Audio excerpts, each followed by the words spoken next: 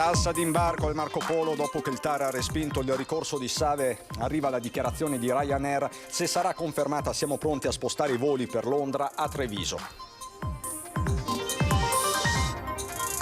Venezia, una meraviglia del mondo minacciata dal cambiamento climatico. Visita in città della Presidente della Commissione Europea von der Leyen, ospite allo UAV, poi alla Biennale. Follia nel carcere femminile della Giudecca. Una detenuta in gravidanza ha dato in escandescenze picchiando una poliziotta e tentando di strangolarla. Il giallo del Piave con la morte di Anica Panfile. La procura di Treviso apre un fascicolo per omicidio volontario. Tra le persone sentite anche l'ex latitante veneziano Franco Battaggia. Lo sciopero generale proclamato dal sindacato generale di base ha avuto un'adesione altissima. A Venezia la partecipazione dei lavoratori del settore del trasporto pubblico di linea è stata attorno all'80%. 39 associazioni di sport acque lagunari ieri sera si sono riunite alle pescherie di Rialto per discutere del gravoso tema della lotta al moto ondoso. Si è conclusa la peregrinazio di San Nicola. Le reliquie del santo sono tornate al Lido di Venezia, scortate da 3 pescherecci e dal corteo acqueo delle remiere.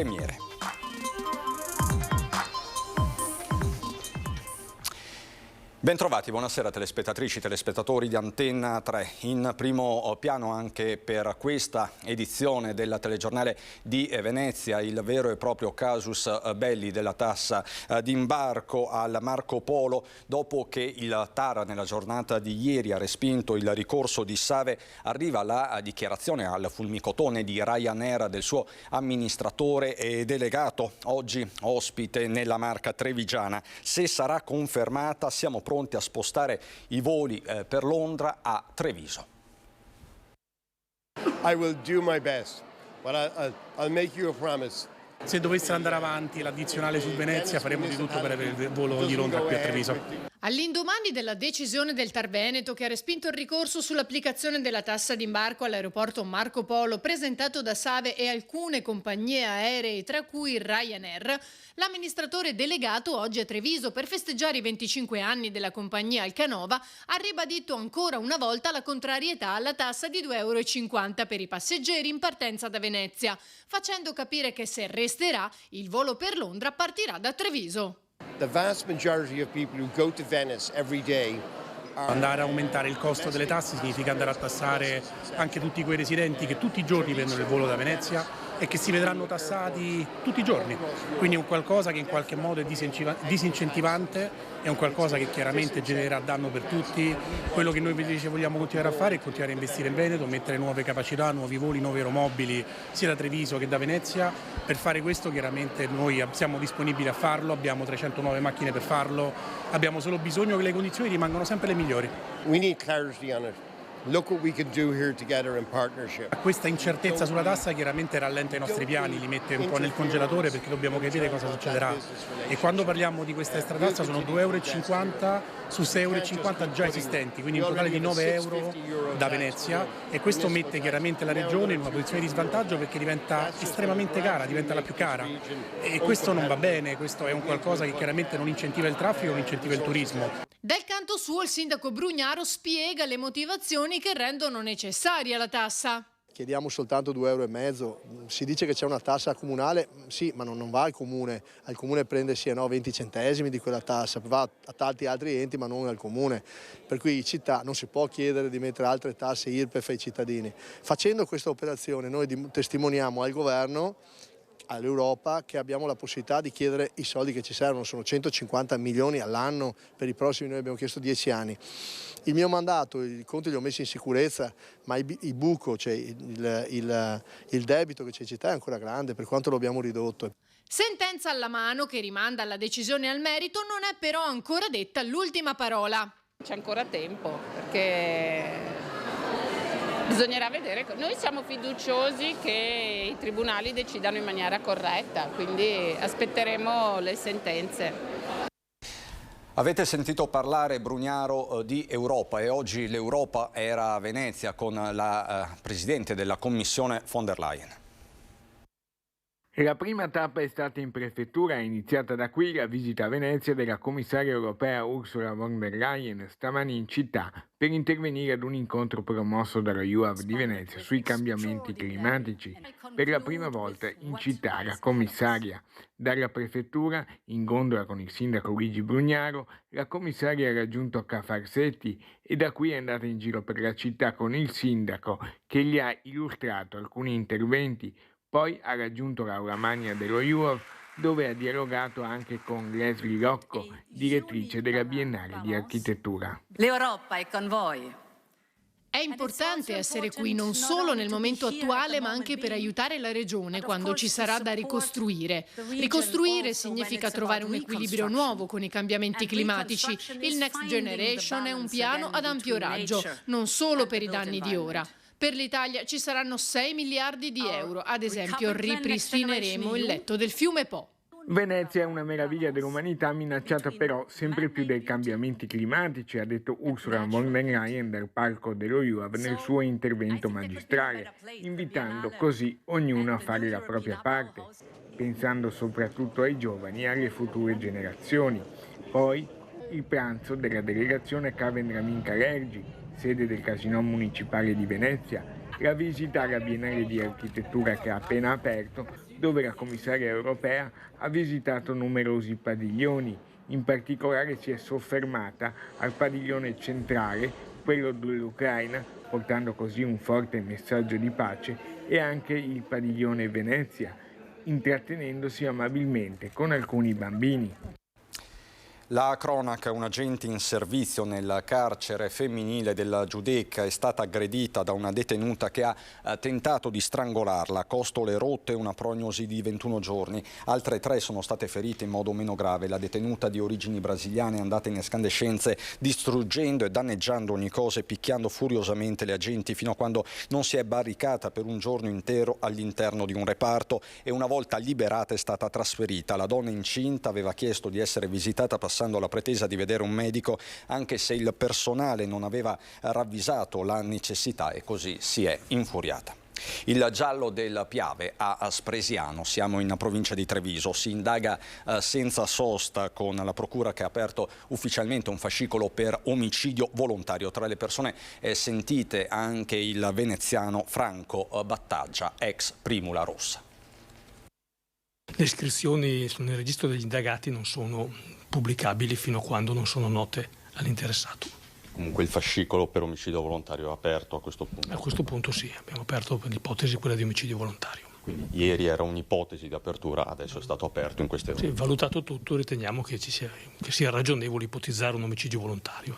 In poco meno di 5 giorni dal ritrovamento del cadavere sul greto del Piave a Spresiano, lo scenario cambia di ora in ora e quello che sembrava inizialmente un gesto estremo è diventato un giallo in piena regola, un rebus che sta impegnando senza sosta gli inquirenti trevigiani. Ricostruire gli ultimi istanti di vita della 31enne Anica Panfile, mamma di 4 figli, è la priorità. Sono state sentite tutte le persone che ci è risultato avessero rapporti di frequentazione abituale e di lavoro anche occasionale con la donna. Tra queste persone, oltre all'ex marito e all'attuale compagno che ne aveva denunciato la scomparsa, c'è anche Franco Battaggia, veneziano di nascita, trevigiano di adozione, già condannato per l'omicidio di un uomo nel 1988 avvenuto a Forte Pepe di Marghera. Sullo sfondo il racket del pesce. Battaggia, oggi 77enne, fu per anni una Primula Rossa, prima in Ecuador, poi in Svizzera. Anica, oltre a collaborare con l'ISRA, lavorava per lui, sbrigava le faccende domestiche nella sua casa di Arcade. Qui in via Trieste, a pochi passi dall'abitazione di Battaggia, sarebbe stata vista forse per l'ultima volta giovedì pomeriggio. La conferma arriva indirettamente dal titolare del negozio di bici. Mi è stato riferito più che altro che è stata vista davanti al mio negozio a livello del parcheggio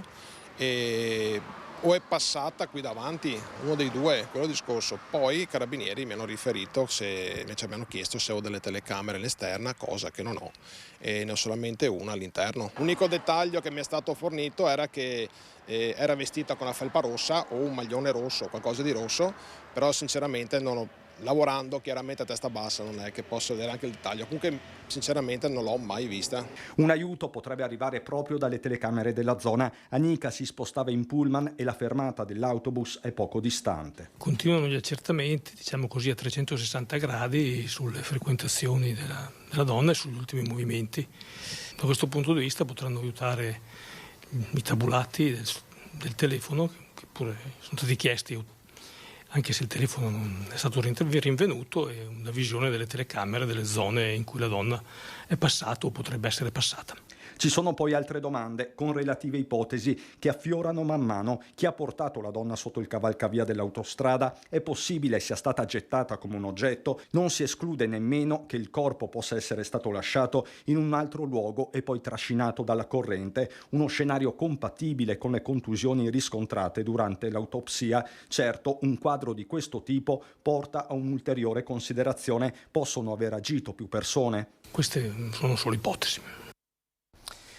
Sentito dunque dai carabinieri anche il veneziano Battaglia, che oggi abbiamo raggiunto nella sua abitazione, ricorda così Anika. No, posso chiederle di... Posso chiederle solamente. Dai che soffro per me stesso, ancora. Dai. Lei ha parlato di una ferita aperta. Dai, sto soffrendo per me stesso, vuoi farmi... Non nasconde fastidio e irritazione Franco Battaglia davanti ai cronisti, lui che della cronaca è stato protagonista per decenni, come superlatitante dopo una condanna per omicidio. Da anni l'uomo, oggi 77enne, si è rifatto una vita con una pescheria molto apprezzata a Spresiano. Anika la conosceva bene, per lui lavorava anche come signora delle pulizie in questa casa alle porte di Arcade, dove Battaglia arriva a bordo della sua auto poco prima delle 13. Una toccata e fuga, poche frasi ma precise. Andate dai carabinieri, c'è la disposizione. Ma lei è stato sentito dai carabinieri? Chiaramente, subito. Però è una ragazza che ha lavorato per lei, che conosce da E tanti che mi anni. piaceva. In che senso le Quindi piaceva? c'era una storia anche? Come lavoratrice era eccezionale. Eccezionale. Quindi, Cosa vuoi che ti dica? lei è una delle poche persone È che che il dolore ce l'ha tutti di questa faccenda, non solo io.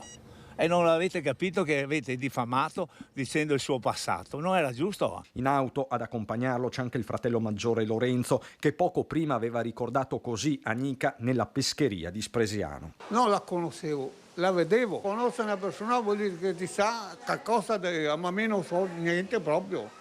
Ma lei lavorava, Anika, anche qua in pescheria o solo a casa di suo fratello? Non so dire, mi ho vista che quando lavorava qua, siccome che è mio fratello ogni tanto vengo a trovarlo, no? Ma io sto vecchio, non ho niente da fare, vengo a trovarlo. Ho visto e basta, non so più niente. Dopo quanti anni che ha? Bionda naturale, non so niente. Anika era una persona comunque conosciuta in zona, lei che si muoveva spesso con i mezzi pubblici. La vedevo che girava sia qua in zona e Spresiano, Bisnadello, però cosa facesse dopo non lo so precisamente. Sono tornati liberi con il solo obbligo di firma gli ex sindaci di Santa Maria di Sala, Fragomeni e Zamengo, oltre al costruttore di Borgoricco Camporese. Il giudice ha ritenuto scemata la possibilità di reiterazione del reato, mentre nel caso di Camporese c'era anche il parere favorevole del pubblico ministero, oltre al fatto che diversi testimoni avrebbero detto che non lo conoscevano. Parliamo dello sciopero che oggi ha coinvolto molti mezzi in laguna. È stato un venerdì nero per il trasporto pubblico e collegamenti acquei a CTV a Venezia. Nel tardo pomeriggio di oggi l'adesione dei lavoratori che si era registrata era molto alta, attorno all'80%. Hanno quindi incrociato le braccia in media 8 lavoratori su 10, dato assai elevato se si considera che la mobilitazione è partita da una sola sigla sindacale. Evidentemente le motivazioni espresse dal sindacato generale di base, che chiede tra l'altro un adeguamento dei salari e di cessare l'invio delle armi, hanno avuto un'adesione trasversale. Chi è rimasto in servizio è stato giocoforza impiegato per garantire i collegamenti acquei lagunari e i servizi minimi previsti per legge, nonché i collegamenti con le isole.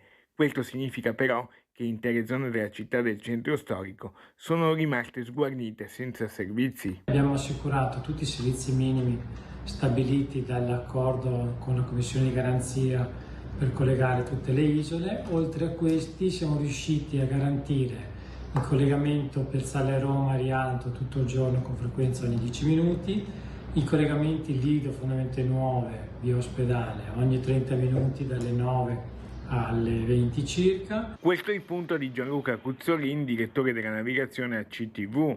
Lo sciopero cesserà oggi a mezzanotte e domani è un altro giorno. L'adesione allo sciopero si aggira intorno all'80% e credo che sarà il risultato più o meno a cui ci attesteremo nell'arco della giornata. E a proposito di trasporto acqueo, ieri sera a Venezia si è parlato di moto ondoso, un vero e proprio problema. Siamo ostaggi di categorie che trasportano cose, turisti, senza sostanzialmente una forma di controllo. Chiediamo all'amministrazione che si attivi urgentemente perché si riesca ad emendare la legge nazionale per arrivare a una possibilità di sanzionare da remoto il traffico. 39 associazioni di sport acquei della Laguna, riunite nel gruppo Insieme, si sono ritrovate alle pescherie di Rialto per un'assemblea pubblica sul moto ondoso, tema che affligge la città da sempre. C'è troppo moto ondoso, questo distrugge la città ma anche crea molte situazioni di pericolo per i naviganti, che siano essi a remi, a vela o anche a motore. Tante di noi a bordo hanno i propri figli, piuttosto che abbiamo bisogno di poterci muovere tutte e tutti con rispetto. Non deve essere una contrapposizione cittadini-mondo del lavoro, c'è spazio per tutti in questa città, questa è una città in cui si va piano e quindi anche sull'acqua dobbiamo essere un po' più rispettosi. In occasione della 47esima Voga Longa, nata proprio come protesta nei confronti di una gestione incontrollata del traffico acqueo, dicono le associazioni, e a 50 anni dalla promulgazione della prima legge speciale, ancora oggi la città soffre. Presenti all'assemblea anche alcuni politici locali con un chiaro messaggio all'amministrazione, l'ennesimo. Si è parlato di legislazione nazionale, ma sappiamo anche che non è solo un problema di Roma, infatti anche il Comune potrebbe fare di più. Innanzitutto sarebbero necessari molti più controlli, non possiamo aspettare che scappi il morto, e secondo anche l'amministrazione potrebbe prendersi carico del problema. Ricordiamo che qualche settimana fa il sindaco della città metropolitana, Luigi Brugnano, ha presentato un PUMS nella quale la parola motondoso non viene neanche citata. Pubblicità, a fra poco.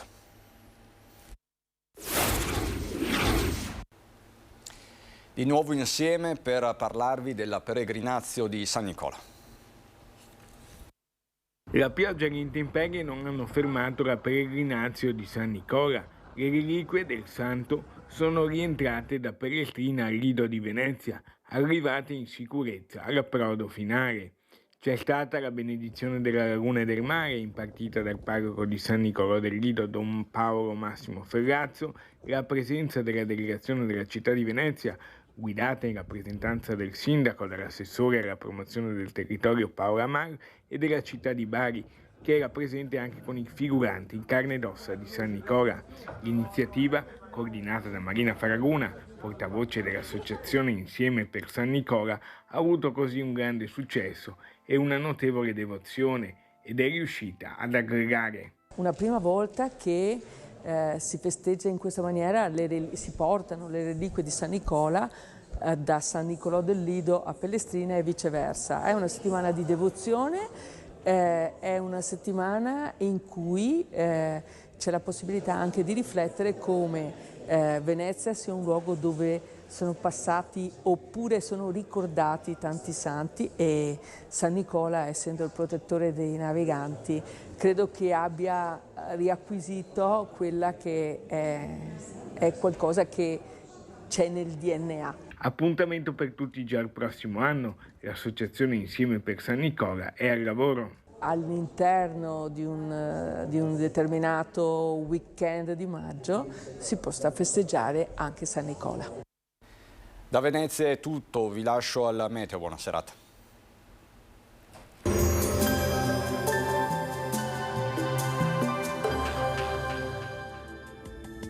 Bentrovati al meteo. Ultimo weekend di maggio con sole e caldo non eccessivo, ma anche rovesci e qualche temporale. Vediamo insieme il dettaglio.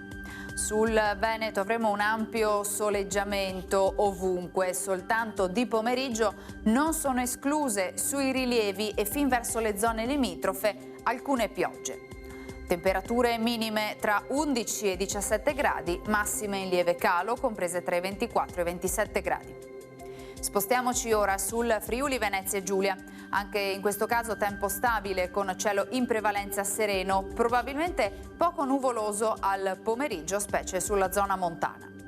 Temperature minime sui 12-17 gradi, massime sui 24-28 gradi. Infine diamo uno sguardo alla situazione del Trentino Alto Adige, dove il tempo risulterà alquanto soleggiato e caldo, con possibili rovesci, ma del tutto isolati nel corso del pomeriggio. Temperature minime intorno ai 12-14 gradi, massime sui 25-28 gradi. Dal meteo è tutto, vi auguro un buon proseguimento in nostra compagnia.